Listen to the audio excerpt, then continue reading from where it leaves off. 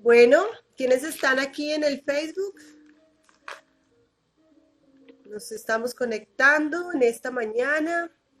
Bueno, mientras se van conectando, yo sé que por Instagram se escucha muy bien. El problema técnico es en el Facebook Live. Esperemos que más personas se estén conectando. Convoquen a más gente. Hoy vamos a contar cuentos para niños y para niñas y para grandes también, ¿por qué no? Cuando escuchamos cuentos nos volvemos como niños, ¿no? O bueno, eso me pasa a mí, no sé si a ustedes les pase lo mismo. Vamos a ver si logro.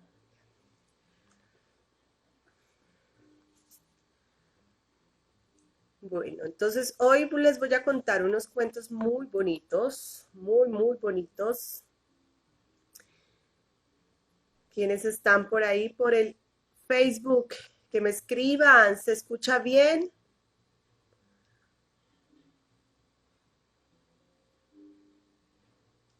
A ver, Andrés Delgado, hola Andrés, bienvenido aquí por el Instagram. Estamos esperando que se conecten más personas. Que quiero saber si se escucha bien, si está bien el audio. Vamos a ponernos una máscara.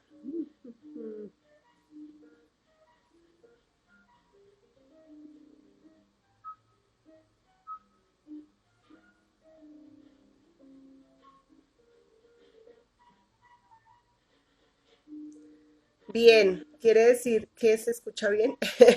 Listo, Andrés. Perfecto. Y por Facebook, bueno, no sé por Facebook qué tal se escuche. Supongo que vamos a tener nuevamente el sonido incidental de fondo que hace mi micrófono ahí todo el tiempo. Entonces, bueno, gracias Andrés, muchísimas gracias. Les cuento, Andrés, ¿tú eres hermano de Fabio Delgado?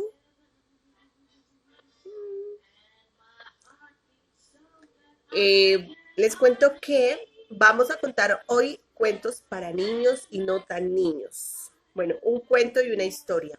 Entonces, mientras se están conectando, les voy a compartir un poquito acerca de los libros que tengo aquí atrás. Tenemos este libro, libros que voy a recomendar para que ustedes consigan, se consiguen en el Fondo de Cultura y también a través de una página que se llama, bueno, una editorial que se llama Lua Books.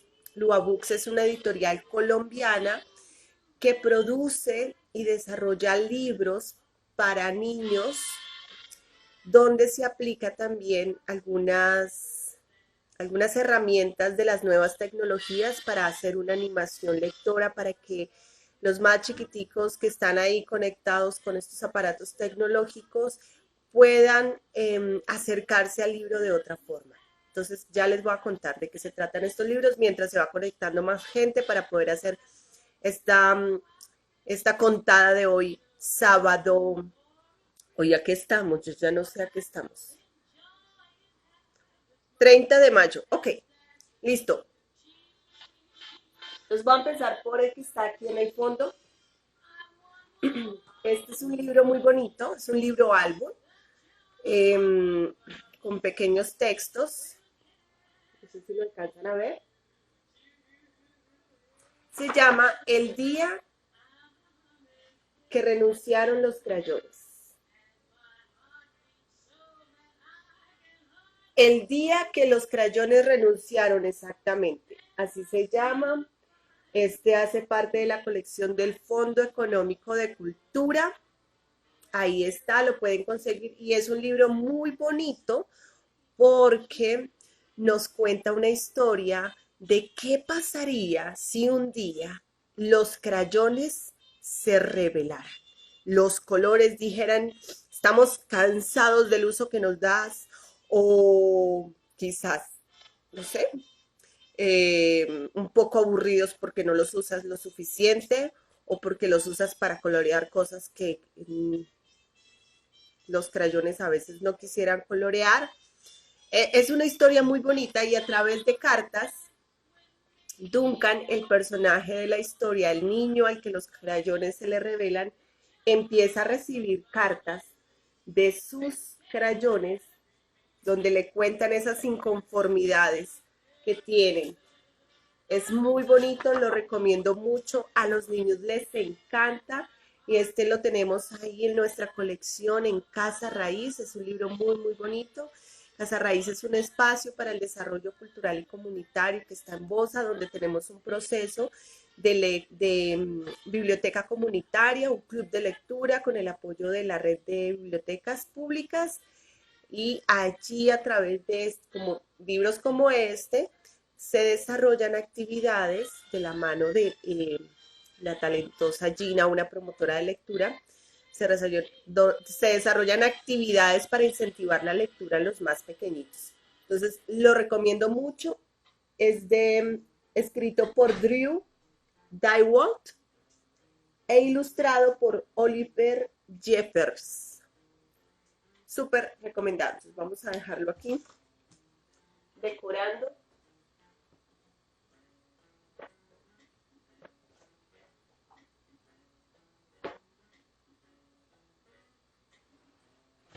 Ay, ay, ay.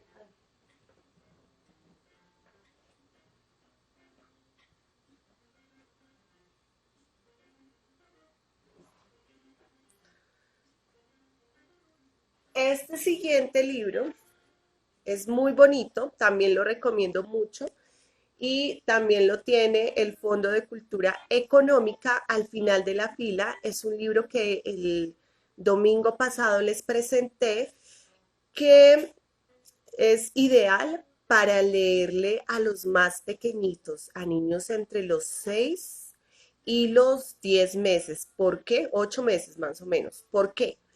Porque resulta que los colores que utilizan en estas ilustraciones, esta combinación de negro y rojo, permite que los más chiquiticos que apenas están empezando a ver colores y formas puedan ver las imágenes.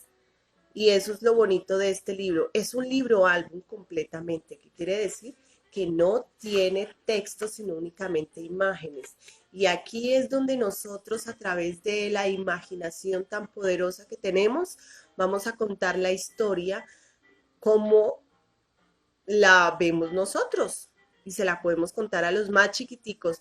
Es un libro que está diseñado para incentivar el gusto en la lectura a los más chiquiticos para que se vuelvan estos lectores potenciales que a los 3 años ya estén tomando un libro y estén intentando leer. Es muy, muy bonito y mañana estaré contándoles la historia de este cuento, así que pueden acercar a los más chiquitines a esta lectura mañana a las 10 de la mañana por estos dos espacios. ¿Listo? Es genial, hace parte del Fondo de Cultura Económica. Y este libro es de Marcelo Pimentel. Precioso. Ahí está, muy bonito. Lo recomiendo muchísimo. Y verán, si lo pueden adquirir, el efecto que surte en los bebés es increíble.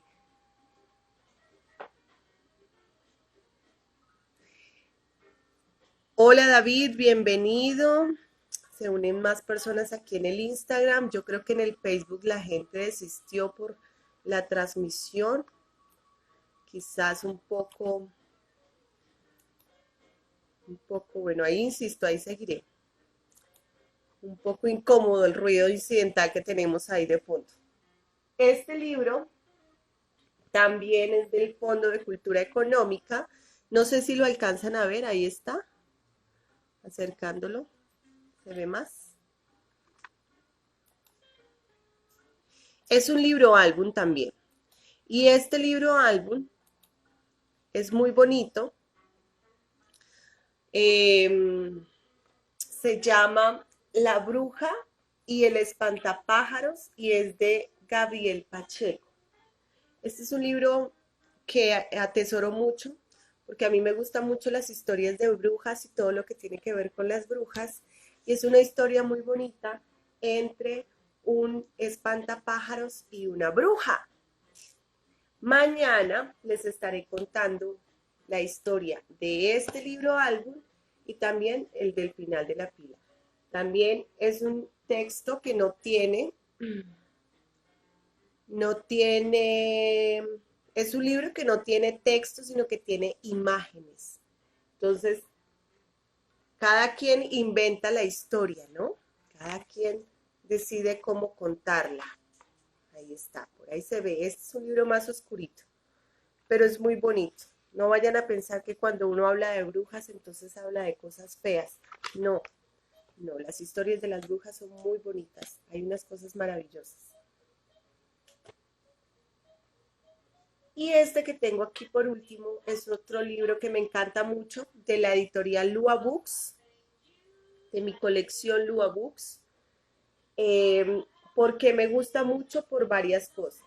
Primero, porque utiliza Lizardo Carvajal, que es el escritor e ilustrador de este libro, ¿sí? Utiliza la técnica del teatro de sombras para recrear la historia. La técnica del teatro de sombras. Y es la historia de Malaika, una princesa que no es como todas las princesas, no es como esas princesas de Disney, no. Esta es una princesa africana que tiene como padres a un par de elefantes. Así que a través de este cuento, este no es libro álbum,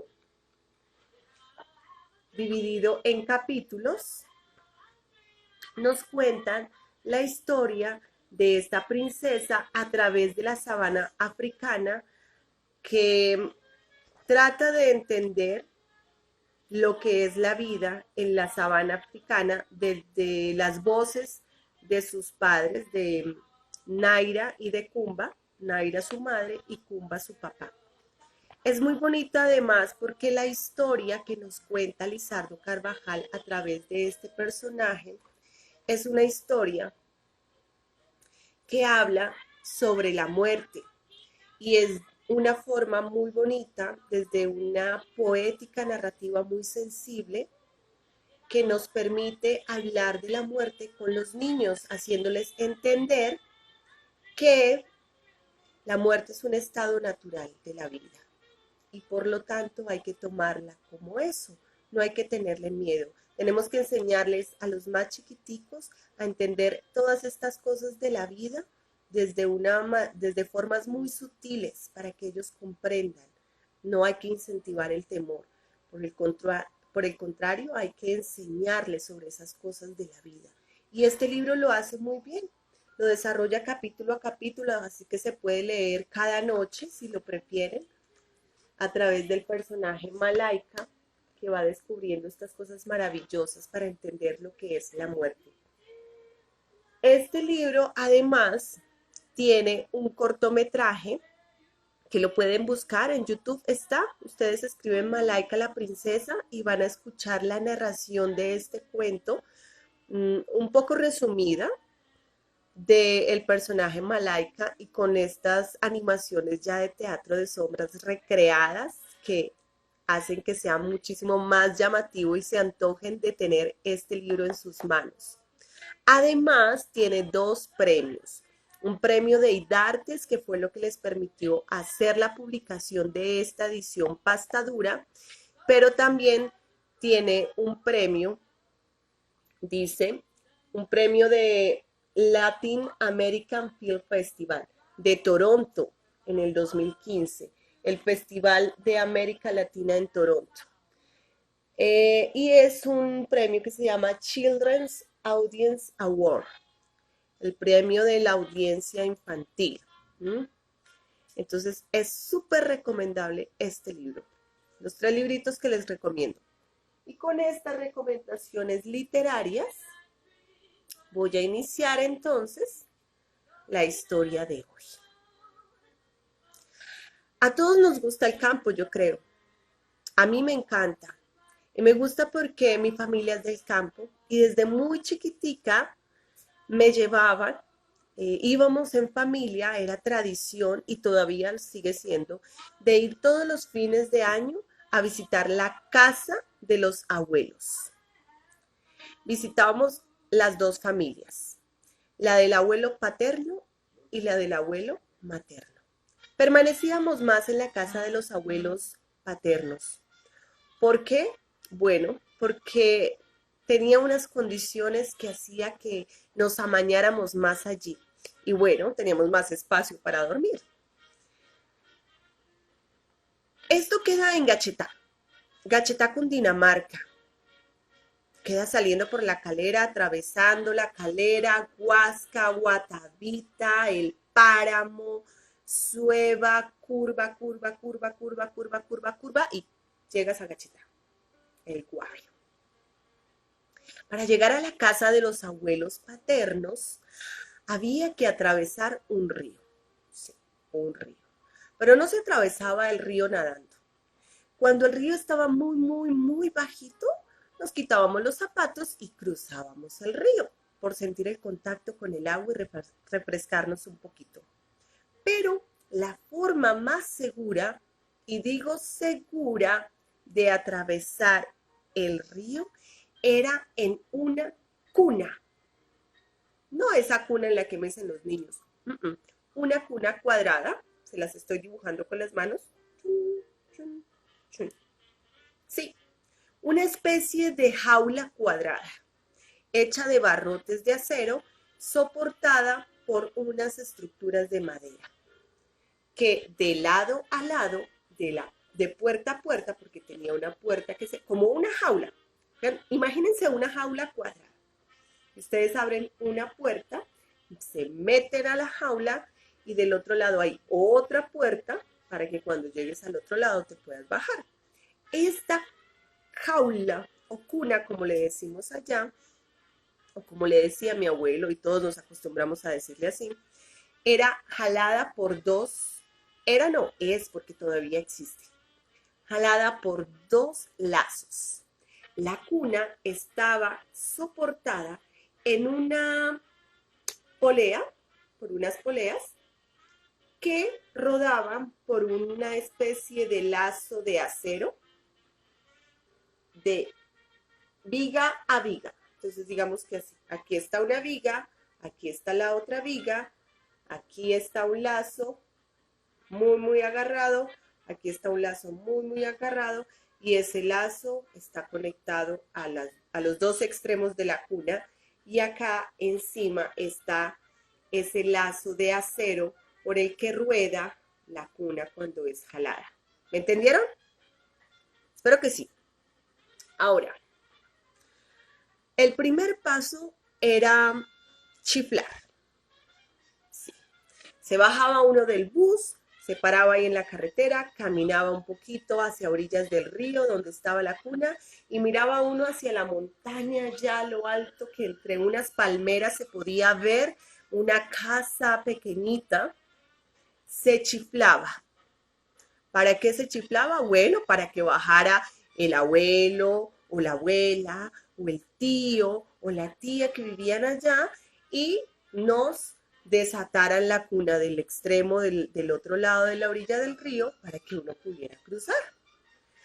Y era interesante la técnica del chiflido que tenía mi mamá. Mi mamá tenía una técnica impresionante que nadie le heredó.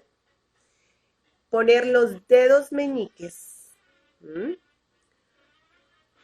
en la boca, ajá, detrás, debajo de la lengua y chiflar. Yo no sé chiflar y no podía, nunca pude. Y ella hacía esto y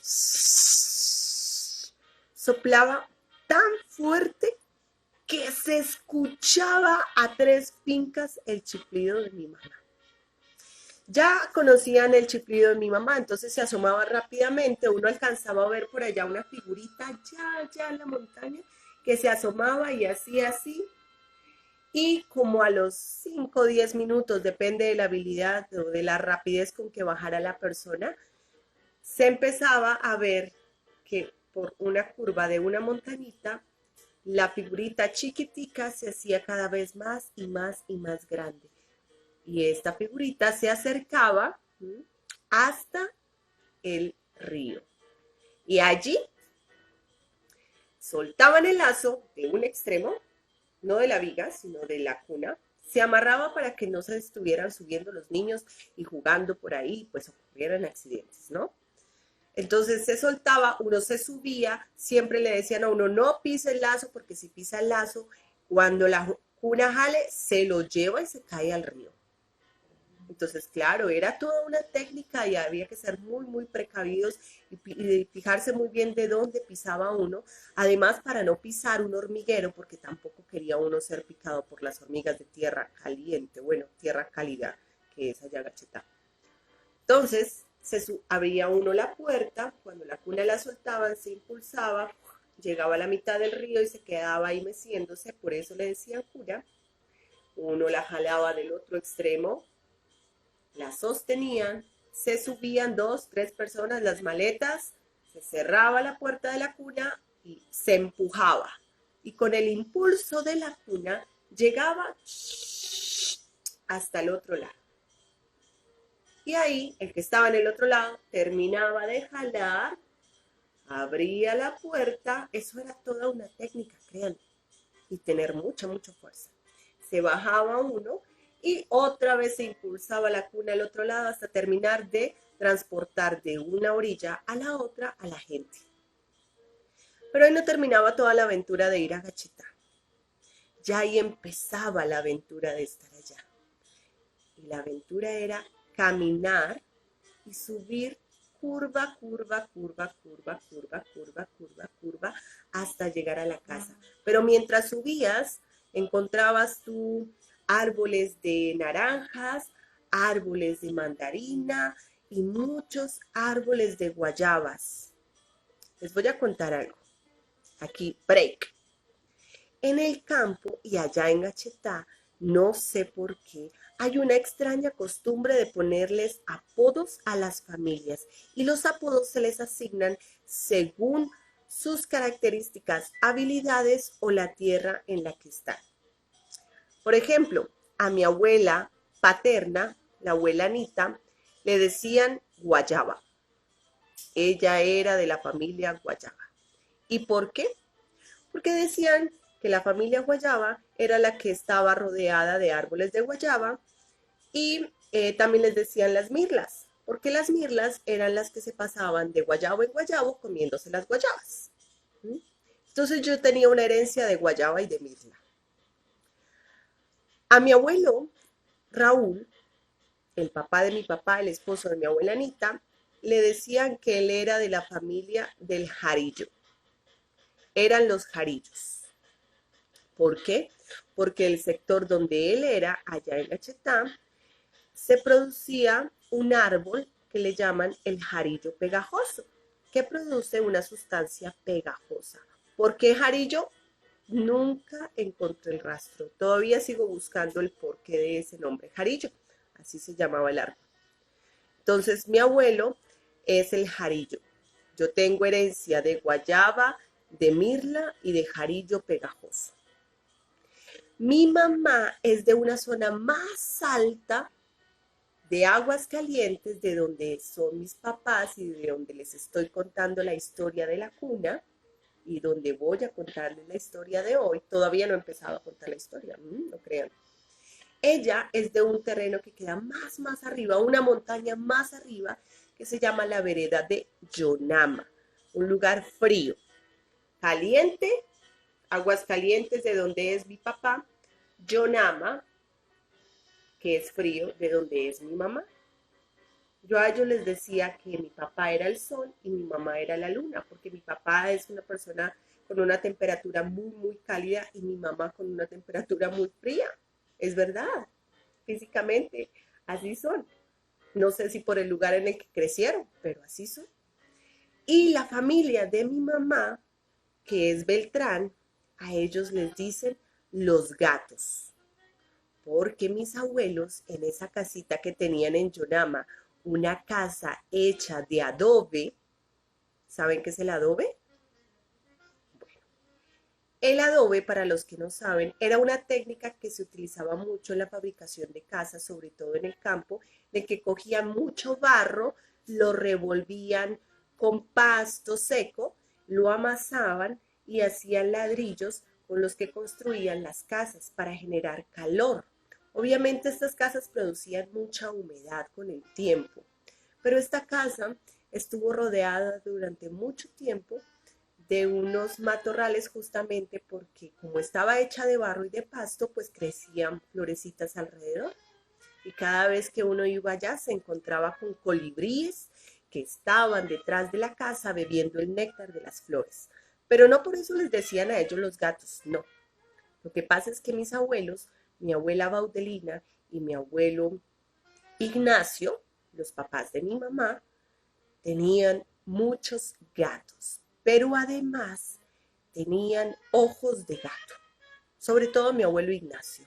Tenía esos ojos así como medio rasgaditos y eran de colores claritos, entonces de ahí la característica. Y uno los ve y sí, tienen cara como de gatico. Todos mis tíos tienen esa contextura física, parecen gaticos.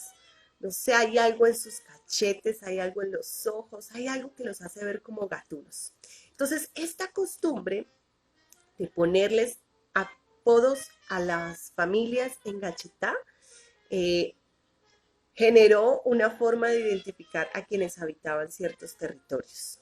Entonces, como Gachetá en Aguascalientes, donde queda la cuna que les conté hace un momento, está tan rodeada de árboles de guayaba, por eso nos decían que éramos las guayabas pegajosas, por el jarillo pegajoso y por las guayabas.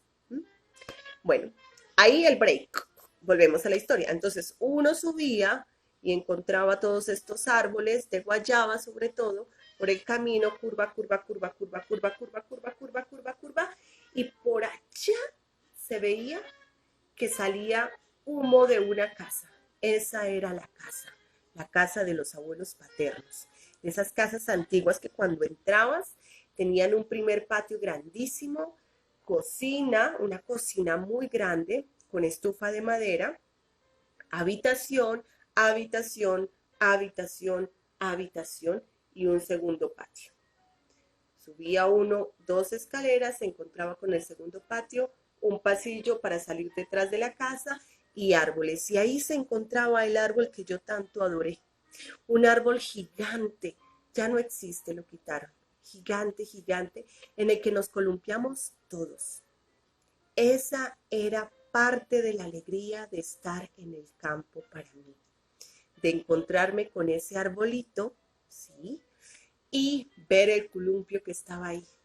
Me encantaba balancearme de ese árbol y treparlo, además porque era de un tronco gigante que por lo menos se necesitaban 10 personas para abrazarlo. Otra de las cosas bonitas que recuerdo de vivir en el campo, aparte de ordeñar, de pastar, de ayudar a la abuela a hacer las arepas, de ir por los caminos descubriendo cosas, era la de ver los cóndores que visitaban la montaña de al frente. ¿Recuerdan que les dije que para cruzar al otro lado había que atravesar un río? Pues en la carretera, cuando uno llega y se bajaba de la carretera, aquí hay una montaña y esa montaña es Junín. Y esta montaña de acá es Saque, la vereda de donde es la familia de mi papá y de mi mamá. Entonces se encontraban dos montañas enfrentadas y en la montaña de Junín, que era mucho más alta que esta montaña de Gachetá, ¿sí? de Saque, yo me subía en una zona a la que le llaman el vaivén y desde ahí me sentaba a observar por allá en lo alto los cóndores que se posaban en una piedrita que había ahí, como una especie de cueva, entraba a una cueva y ahí se posaban los cóndores a comerse las presas que se llevaban. Y como las montañas estaban tan cerca, se podía ver claramente estas gigantes aves de rapiña que estaban ahí. Y para mí era fascinante poder entender cómo llegaban allá, pues yo era una niña chiquitica. Pero además me encantaba pensar que algún día yo podía coger la pata de un águila de esa e irme volando, o quitarle las plumas y ponérmelas e irme volando. Tenía una fascinación con el vuelo producido por el aleteo de esas aves gigantes. Otra de las cosas que me gustaba era ir al agua, pero no al río, al agua caliente. ¿Recuerdan que les dije que se llamaba Aguas Calientes? Pues sí, Aguas Calientes porque es una zona donde hay termales naturales. De las montañas brota agua caliente. Y entonces en una, ¿cómo le llaman a eso? En un riachuelo, ¿sí? En una quebrada, la familia vecina y la familia de mi abuelo habían construido un pozo, una especie de laguna pequeñita, para que ambas familias se pudieran bañar con agua caliente. Y era una fascinación para mí, para todos los niños de la familia, meternos en el agua caliente. Cuando yo me metía en el agua, no me quería salir nunca de ahí. Y cuando me sacaban, después de estar más de 2 horas metida en el agua, pues me ponía a llorar. Y lloraba tanto, tanto, tanto, que el único que era capaz de calmarme era mi abuelo Raúl.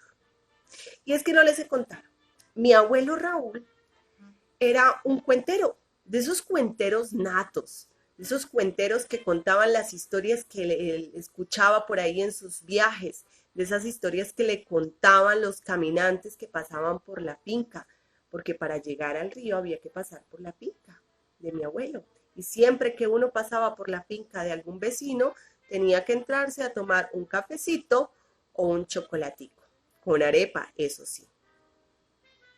Entonces, el único que me calmaba era mi abuelo, porque tenía una técnica infalible.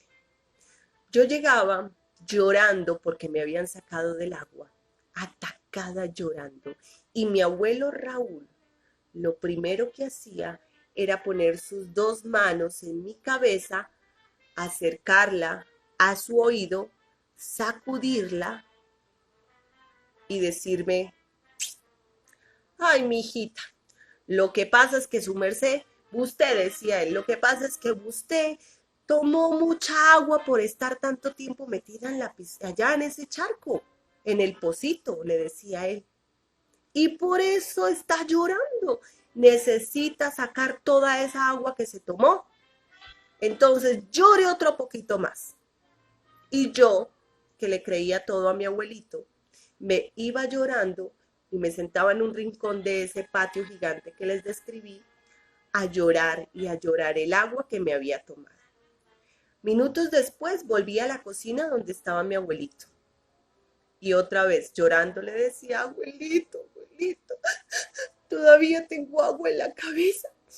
Y mi abuelito tomaba las manos, las ponía en mi cabeza, las acercaba a su oído, las sacudía y me decía: no, mamita, usted todavía tiene mucha agua en esa cabecita.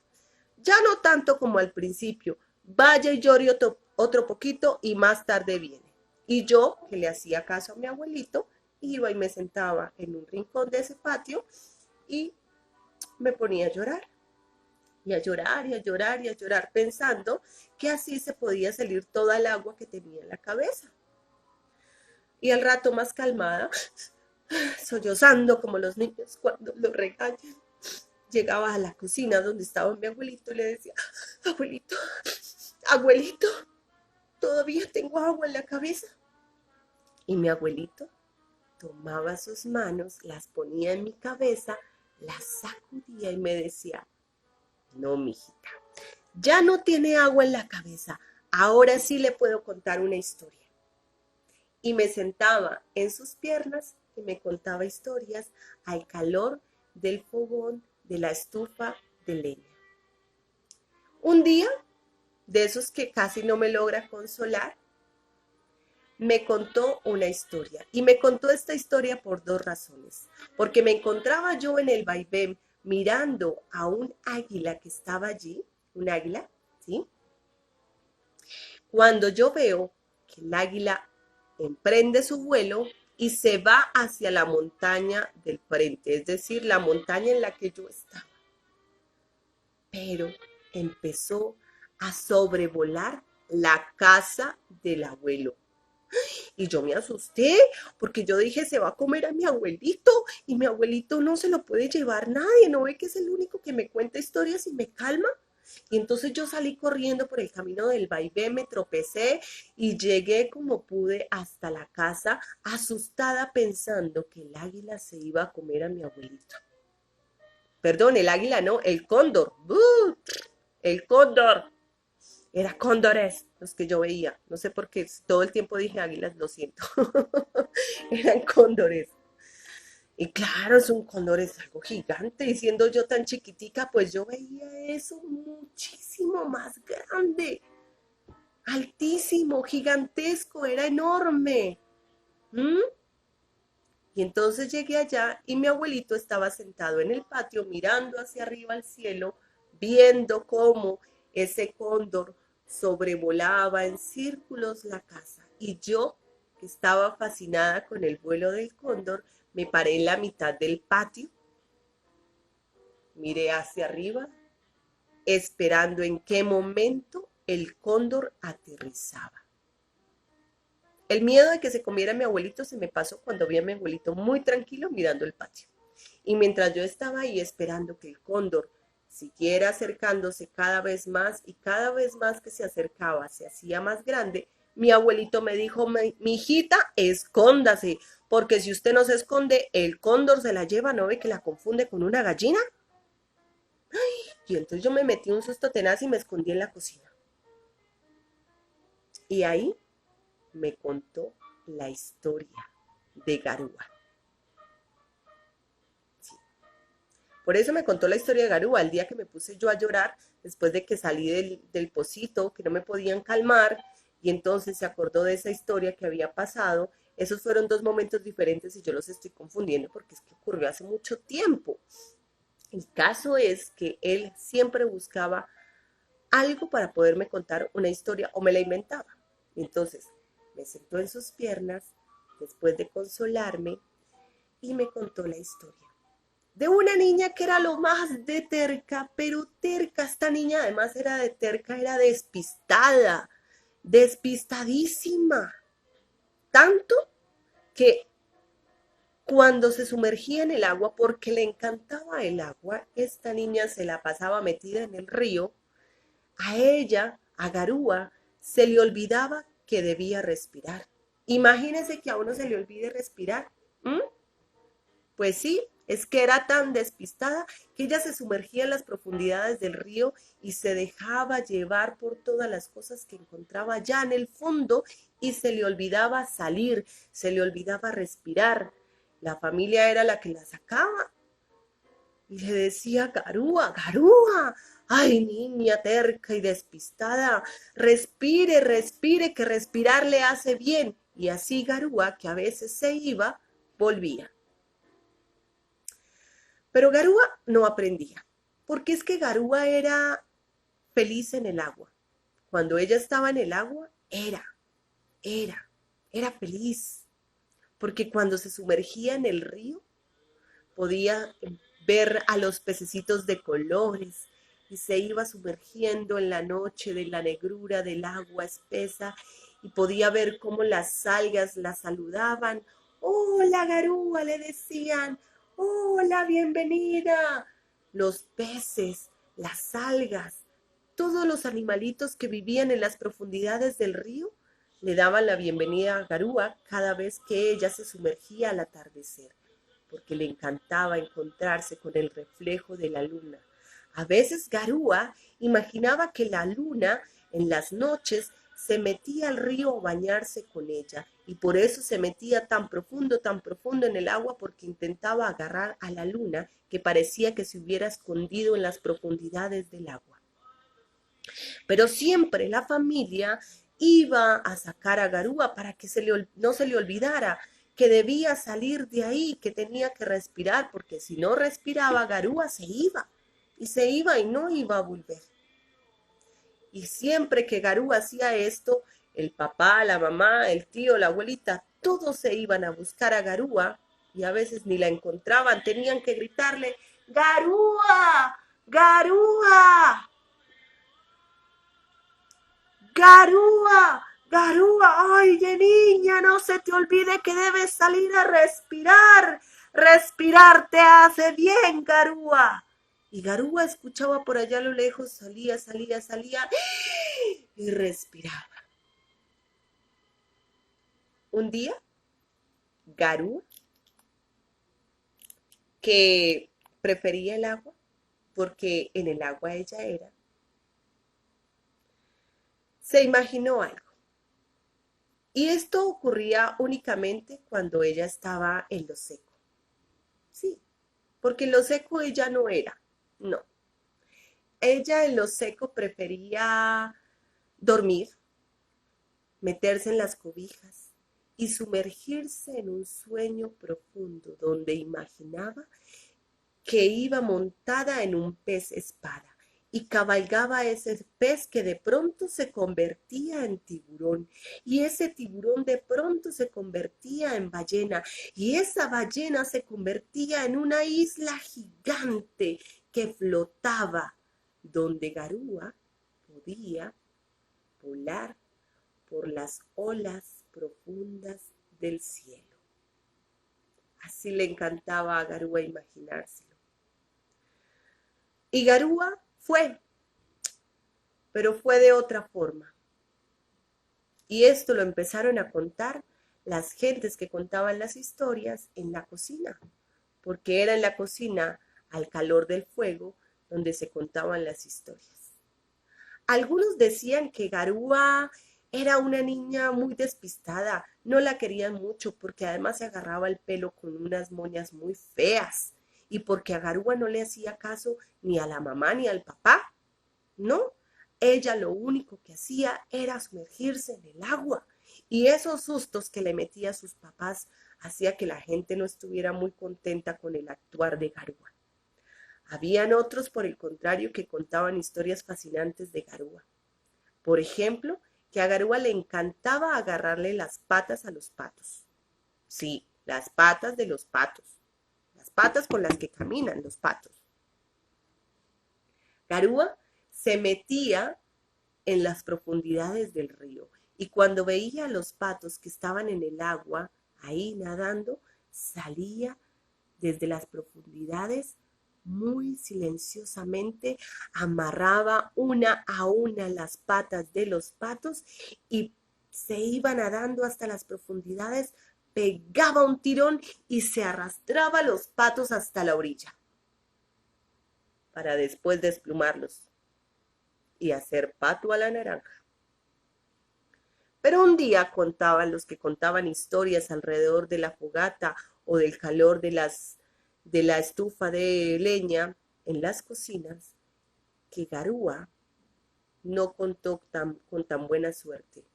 Una noche que se sumergió en el río y amarró las patas de los patos, y uno de esos patos se asustó cuando sintió el tirón, y cuando se asustó, pegó el vuelo, alzó el vuelo, y tras él la bandada de patos siguió volando, y tras esa bandada de patos iba Garúa agarrada del lazo.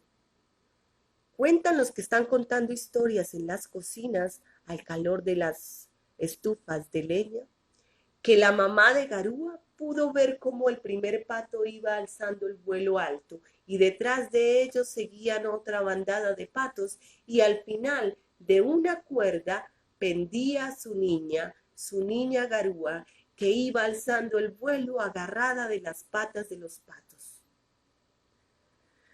Cuentan que Garúa nunca soltó el lazo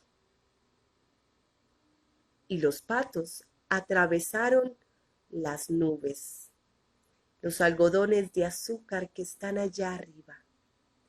Y Garúa, fascinada con lo que empezó a ver, se agarró más fuerte del lazo que nunca soltó, mientras por allá abajo sus papás le decían: Garúa, Garúa, mi niña, no te olvides de respirar.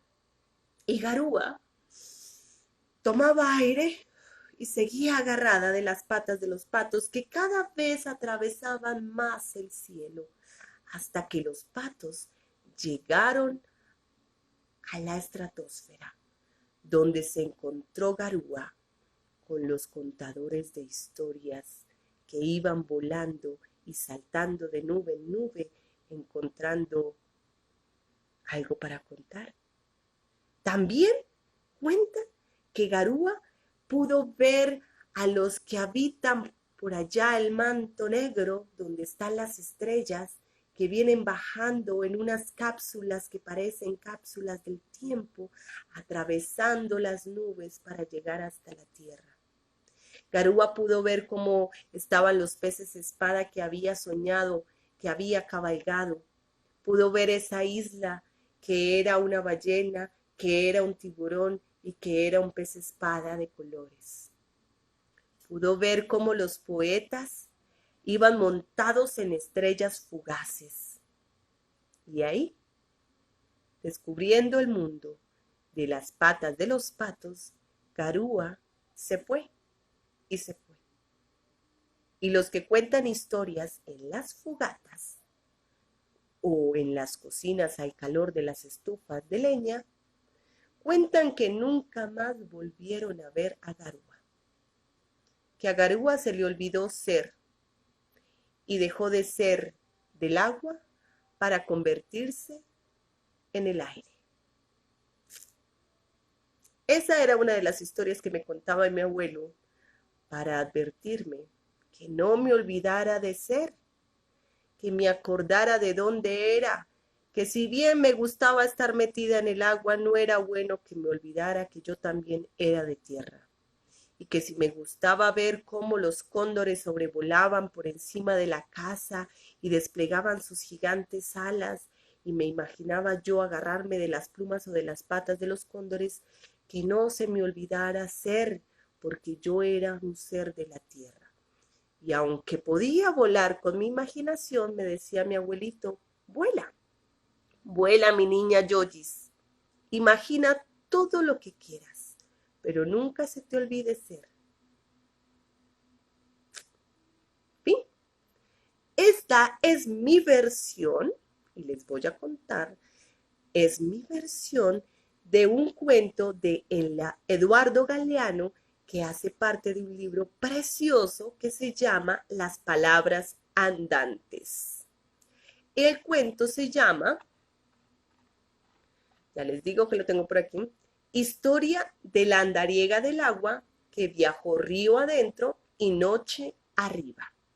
Un cuento muy bonito con otra forma de narrar, que es la de Eduardo Galeano, y que yo decidí compartirles hoy con mi versión a través de las historias de mis abuelos y de estas historias de tradiciones que tengo yo de la tierrita, del campo y de Gachita.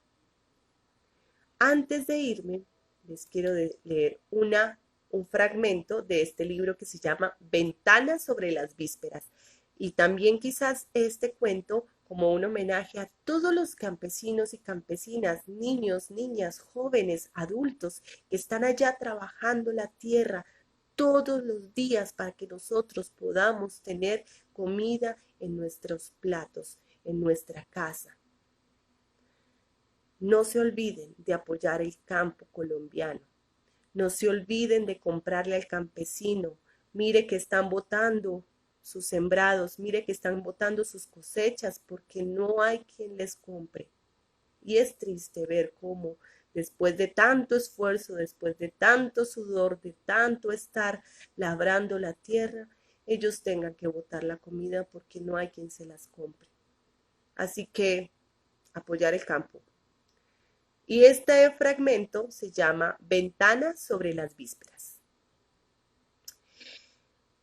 Se desaniman las hojas del maíz, florecen de pronto las moras, el zorzal canta sin parar, se echan las gallinas con alas abiertas, cuchicheando, los sapos saltan en subida, no en bajada. Los chanchitos bailan, los caracoles entran, salen las culebras, salen los búhos, vuelan en remolino las golondrinas, vuelan en filas los buitres, vuelan los gansos desde el mar, y tienen gorro de nubes el cerro Pelagatos y el Tantarica. Así Se anuncia el tiempo de las lluvias en Cajamarca, según dicen los que conocen el porqué de los cuándo. Esto es Eduardo Galeano. Hoy les compartí, les recuerdo a quienes estuvieron ahí conectados, mi versión de la historia de la andariega del agua que viajó río adentro y noche arriba.